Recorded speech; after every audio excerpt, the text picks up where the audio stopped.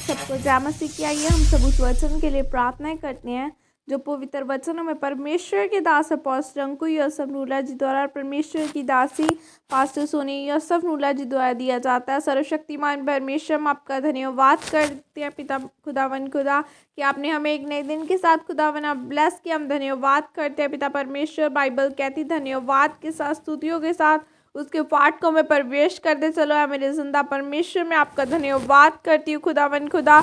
आपके कोड़े खाने से पिता परमेश्वर हम चंगे हो चुके हैं। हर एक जन जो मेरे साथ जुड़ा है यीशु मसीह के नाम के द्वारा ब्लेस किया जाए। इनके घराने, इनके लोग खुदावन खुदा ब्लेस किए जाए पिता परमेश्वर। यीशु मसीह के नाम के द्वारा इनके घराने बचाए जाए खुदावना, क्योंकि आपका वचन कहता है कि तू बच, तेरा घराना उद्धार पाएगा। इनके साथ इनके घराने उद्धार पाए, ये बचाए जाए खुदावन खुदा। आपके नाम के द्वारा आपकी सामर्थ्य छुए, इन्हें आजाद करे शैतान की हर एक योजनाएं आज इनकी जिंदगियों को छोड़ के जाए। परमेश्वर पिता का आत्मा, परमेश्वर का फर्ज इन्हें छुए और इन्हें आजाद करे। शैतान की हर एक योजनाएं चाहती रहे खुदावन खुदा उसका वचन इनकी जिंदगियों में कार्य करे। बाइबल में लिखा है यीशु मसीह के कोड़े खाने से तुम चंगे हो चुके हो। मेरे खुदावन खुदा, आपके कोड़े खाने से ये लोग चंगे हो चुके हैं पिता परमेश्वर। बाइबल में लिखा है कि मत डर मत घबरा, मैं तेरे संग और सदैव संग रहने वाला परमेश्वर हूँ। ऐ खुदावन खुदा, आप मेरे सदैव संग रहने वाले परमेश्वर खुदा। आपका नाम हमारी जिंदगियों में खुदावन खुदा चंगियाइयों को ले पिता परमेश्वर। हर एक जन तेरे नाम की तरह चंगा किया जाए खुदावन खुदा। आज परमेश्वर, आज इनकी जिंदगियों में तेरा नाम परमेश्वर महिमा को रियाज का वचन इनकी जिंदगियों में कार्य करे और आशीष को लेकर आने पाए। प्रभु यीशु मसीह के सामर्थ्य नाम में मांगती हूँ, आमीन आमीन। निजी गवाही लेना जरूरी है। उत्पत्ति 31 की 4 और 5 आयत में लिखा है, तब याकूब ने राहेल और लिया को मैदान में और अपनी भेड़ बकरियों के पास बुलवाकर कहा, तुम्हारे पिता के मुख से मुझे जान पड़ता है कि वह मुझे पहले के समान अब नहीं देखता, पर मेरे पिता का परमेश्वर मेरे संग है। आमीन।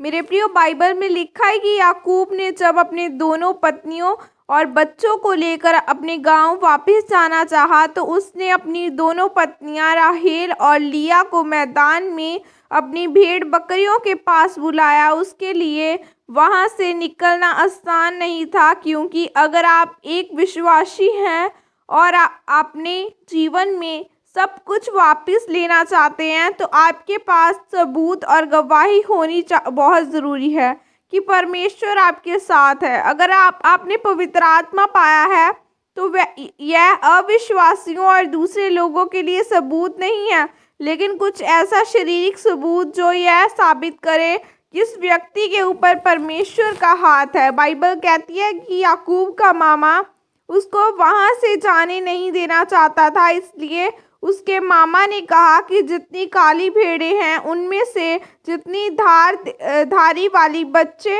पैदा होंगे वह तेरा वेतन होगा। ऐसा होना असंभव था। उसने 10 बार उसका वेतन बदला, पर क्योंकि परमेश्वर याकूब के साथ था तो उसने दर्शन देखा कि धारी वाले बच्चे पैदा हो रहे हैं। तब उसका मामा कहता था कि जब धारी वाले बच्चे पैदा होंगे तो वह तेरा वेतन होगा। और याकूब ने देखा कि धारी वाले बच्चे पैदा हो रहे हैं। लिखा है कि इस तरह से याकूब के पास इतनी भेड़ बकरियां हो गई कि वह उस देश में सबसे अमीर लोगों में एक बन गया। बाइबल कहती है कि जब उसके जाने का समय आया तो उसने अपनी पत्नियों को विश्वास दिलाया कि अपने पिता के घर को छोड़कर उसके साथ चलें। उसके पास और कोई प्रमाणित सबूत नहीं था और यह बहुत मुश्किल काम था कि जब तक वह उस सबूत को अपनी पत्नियों को न दिखाए, इसलिए वह अपनी पत्नियों को अपनी भेड़ बकरियों के पास बुला कर लाया था कि समय आ चुका है कि हम अपने घर में वापस चले। इसका मतलब अगर किसी विश्वासी के जीवन में सबूत की कमी है तो उसके अंदर ताकत की कमी होगी कि वह अपने परिवार, लोगों और नगर और मोहल्ले को विश्वास दिला सके। इसलिए आपको घुटनों पर आकर प्रार्थना करनी है, पवित्रताई का स्तर ऊंचा रखना है, लगातार बाइबल पढ़नी है ताकि परमेश्वर आपको सबूत दे सके और आपको आशीषित कर सके। आमीन। ये प्रार्थना आपके द्वारा की जाए। सर्वशक्तिमान परमेश्वर के नाम में मैं इस वचन के लिए पिता आपका धन्यवाद करती हूँ। मैं प्रार्थना करती हूँ कि परमेश्वर कि मैं प्रार्थना बाइबल पढ़ने उपवास में बढ़ सकूँ ताकि मैं अपनी निजी गवाही को ले सकूँ। प्रभु यीशु मसीह के सामर्थ्य नाम में मांगते हैं, आमीन। सबको जय मसीह की। God bless you.